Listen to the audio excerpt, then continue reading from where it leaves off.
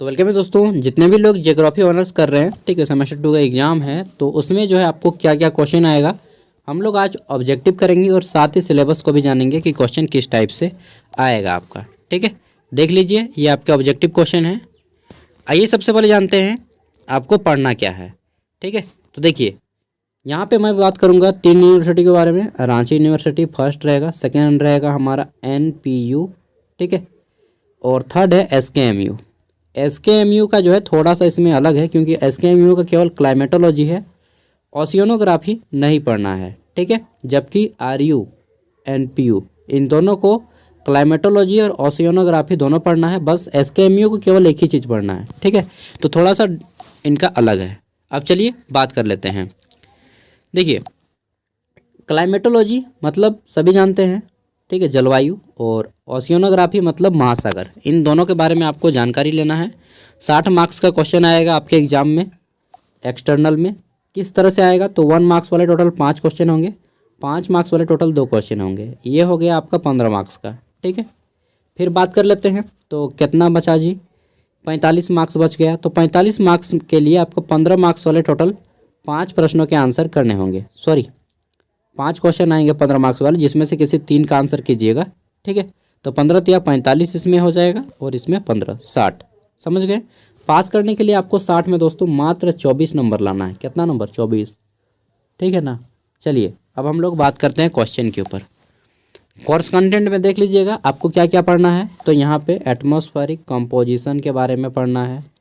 2 number है आपका atmospheric pressure के बारे में पढ़ना है। ठीक है, तीसरा है आपका साइक्लोन के बारे में पढ़ना है, मतलब कि चक्रवात के बारे में। ठीक है, एंड 4th नंबर है आपका ओशियन के बारे में पढ़ना है। ये 4 नंबर और 5 नंबर जो है ये SKMU वालों को नहीं पढ़ना है, बाकी NPU और RU को सब पढ़ना है। ठीक है, ये वाला 4, 5। अब चलिए क्वेश्चन करते हैं, क्वेश्चन किस टाइप से आते हैं वो भी देखेंगे। तो 5 क्वेश्चन आपके ऑब्जेक्टिव आएंगे, जिसमें से यहाँ पे कुछ क्वेश्चन कर रहे हैं। ठीक है, इसके बाद सब्जेक्टिव का हम इंपॉर्टेंट क्वेश्चन दे देंगे जल्दी ही वीडियो। अगर आप लोगों ने अभी तक कोई गेस्ट पेपर नहीं खरीदा है तो ये खरीद लीजिएगा। ठीक है, मार्केट में मिल जाएगा आपको प्रोफेसर गेस्ट पेपर, और इम्पोर्टेंट क्वेश्चन एग्जाम से पहले दे देंगे जो कि पक्का भिड़ेगा। तो ज्योग्राफी मेजर पेपर 2। ठीक है, पहला क्वेश्चन है कि वायुमंडल के किस भाग में मौसम संबंधी जो है जितने भी परिवर्तन होते हैं या मौसम संबंधी परिवर्तन या घटनाएं, ठीक है, वायुमंडल के किस भाग में होती हैं? तो दोस्तों क्षोभ मंडल। ठीक है, क्षोभ मंडल कौन सा है? जहाँ पे सभी मौसमी घटनाएं होती हैं। जैसे हम लोग जो देख रहे हैं ऊपर देखते हैं तो क्या है, ऊपर जो देखते हैं सबसे पहला जो दिखता है यही क्षोभ मंडल है। जहाँ पे हम जिस वायुमंडल में अभी निवास करते हैं क्षोभ मंडल है। ठीक है, इसको बोलते हैं ट्रोपोस्फेयर। नेक्स्ट है हमारा यहाँ पे वायुमंडल में सबसे कम मात्रा में कौन सी गैस पाई जाती है? तो दोस्तों ओजोन गैस जो है सबसे कम मात्रा में पाई जाती है। ठीक है, और सबसे अधिक मात्रा में कौन सी गैस पाई जाती है? नाइट्रोजन 78%।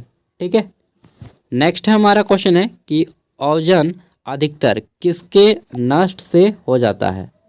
ठीक है, तो ओजोन अधिकतर किसके कारण से नष्ट हो रहा है? दोस्तों नाइट्रोजन ऑक्साइड, क्लोरोफ्लोरोकार्बन, कभी कभी आपको डायरेक्टली दे देगा CFC। ठीक है, यही इसी का फुल फॉर्म है क्लोरोफ्लोरोकार्बन। ठीक है, और यह जनरली जब हम लोग फ्रिज चालू करते हैं, रेफ्रिजरेटर यानी कि फ्रिज, घर में जो फ्रिज होता है, हमारा एयर कंडीशनर होता है, ठीक है, तो इन सभी से क्लोरोफ्लोरोकार्बन उत्पन्न होता है, जो कि हमारा जो है ओजोन परत को, ओजोन लेयर को क्षति पहुंचाता है। और अगर ओजोन परत छेद हो गया तो क्या होगा? मान लीजिए ये हमारा ओजोन परत है। ठीक है, ये हमारा वायुमंडल है, ओजोन परत यहाँ पे छेद हो गया। ठीक है, एगो छेद हो गया यहाँ से, और यहाँ से एक किरण आ रहा है और सीधा आपके हाथ पे पड़ गया। मान लीजिए यहाँ पे पड़ गया, तो ये जो हाथ है ना आपका, यहाँ पे तो कैंसर हो जाएगा। जिस जगह पे पड़ेगा ये परावैंगनिक किरण, बॉडी के जिस अंग में पड़ेगा वहाँ पे कैंसर हो जाएगा। ठीक है, यानी कि स्किन कैंसर होता है अगर आपको परावैंगनिक किरण शरीर पे पड़ जाए तो। नेक्स्ट क्वेश्चन है कि क्षोभ मंडल और किस अन्य मंडल किस नाम से जाना जाता है? क्षोभ मंडल को अन्य किस नाम से जाना जाता है? तो दोस्तों क्षोभ मंडल को हम लोग संवहन मंडल कहते हैं। ठीक है, एक बार आपको समझा देता हूँ। देखिए ये हमारा वायुमंडल है, मान लीजिए सबसे पहले आता है हमारा क्षोभ मंडल, यहीं पे हम लोग रहते हैं। ठीक है, और यही हमारा क्षोभ मंडल सबसे नीचे में। इसको इंग्लिश में क्या बोलते हैं, ट्रोपोस्फेयर। नेक्स्ट आता है हमारा क्षोभ मंडल के बाद समताप मंडल, इसको बोलते हैं स्ट्रेटोस्फेयर। ठीक है, स्ट्रेटोस्फेयर समताप मंडल, यहीं पे जो है हवाई जहाज़ वगैरह चलता है और यहीं पे ओजोन परत भी है। क्षोभ मंडल के बाद जो समताप मंडल आता है इसी पे। ठीक है, नेक्स्ट है हमारा क्षोभ मंडल, समताप मंडल, इसके बाद आता है मध्य मंडल। ठीक है, मेसोस्फीयर इसको बोलते हैं। उसके बाद आता है हमारा आयन मंडल। ठीक है, इसको लेनोस्फीयर बोलते हैं। और अंतिम में आता है दोस्तों हमारा बहिर्मंडल, यानी कि हम लोग वायुमंडल से बाहर कर जाते हैं, बाहर हो जाते हैं। ठीक है, और जब हम लोग वायुमंडल से बाहर हो जाएंगे, मान लीजिए हम लोग यहाँ पे आ गए, तो हमारा जो वायुमंडल से ऊपर अगर हम देखेंगे ना तो पूरा का पूरा ब्लैक दिखाई देगा, काला ही काला। अभी हम लोग को तो ऊपर देख रहे हैं तो अभी तो काला नहीं दिखता है, लेकिन वायुमंडल अगर हट जाए तो आसमान काला दिखेगा। ठीक है, नेक्स्ट है आयन मंडल के ऊपर कौन सा मंडल है। तो अभी मैंने क्या बताया, आयन मंडल के ऊपर कौन सा मंडल है, बाह्य मंडल। ठीक है, जिसको बहिर्मंडल भी बोला जाता है। नेक्स्ट है वायुमंडल की सबसे महत्वपूर्ण गैस कौन सी है। तो दोस्तों सबसे महत्वपूर्ण गैस है कार्बन डाइऑक्साइड। नेक्स्ट है क्षोभ मंडल के बाद कौन सा मंडल आता है। तो क्षोभ मंडल के बाद कौन आता है, समताप मंडल। यहीं पे जो है तापमान समान रहता है, इसलिए इसको समताप मंडल कहा जाता है। और वायुयान यहीं, हवाई जहाज अगर आप कभी चढ़िएगा तो इसी पे मतलब मुझे भी चढ़ना है यार। ठीक है, आप लोगों से पहले, अब हो सकता है आप में से कोई पहले ही चढ़ लिए हो तो मालूम नहीं। वायुयान किस मंडल में उड़ाए जाते हैं, तो समताप मंडल में उड़ाए जाते हैं। नेक्स्ट है एरोसोल को किस अन्य नाम से जाना जाता है। तो दोस्तों एरोसोल को आर्द्रग्राही नाभिक के नाम से भी जाना जाता है। ठीक है, नेक्स्ट है हमारा किसने कहा कि सूर्य एक विशाल इंजन है जो धरातल पर पवनों, समुद्री धाराओं, विभिन्न ऋतुओं को उत्पन्न करता है।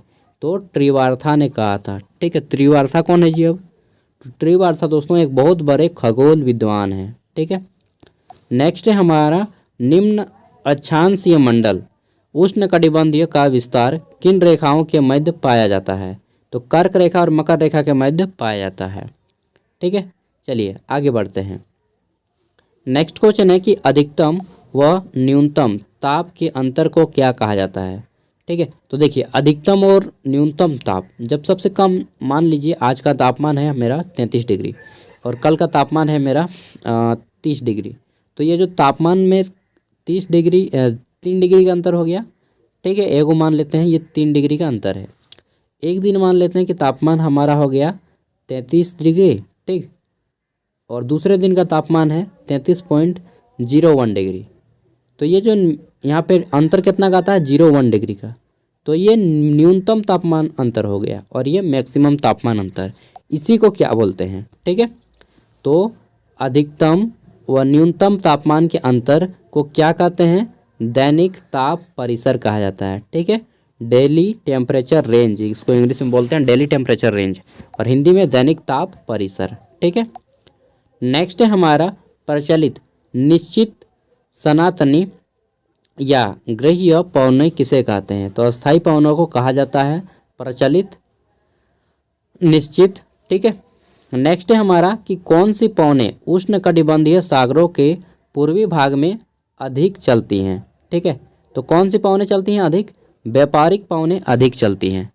ठीक है, नेक्स्ट है हमारा किसका विस्तार भूमध्य रेखा के दोनों ओर 5 डिग्री उत्तर व 5 डिग्री दक्षिण तक पाया गया है। तो डोल्ड्रम या शांत पेटी तक पाया गया है। ठीक है,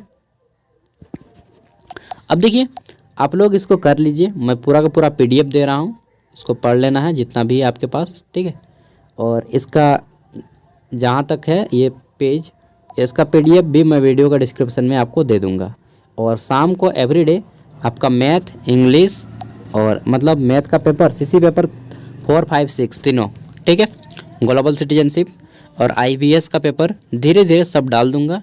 और हम वीडियो को चैनल के प्लेलिस्ट में बना दिए हैं सबका सेक्शन, आप वहां से जाकर के देख सकते हैं। थैंक यू, बाय, मिलेंगे अगले वीडियो में। और उसमें हम लोग इंपॉर्टेंट क्वेश्चन बता देंगे, सब्जेक्टिव, और आपको पढ़ने के लिए कुछ मैटर भी दे देंगे। गेस्ट पेपर ले लीजिएगा, अगर बुक लिए तो बहुत अच्छा, नहीं तो गेस्ट पेपर अभी ले लीजिए। ठीक है, thank you, bye bye, all the best. Preparation कीजिए, कम से कम 4 घंटा डेली पढ़िए।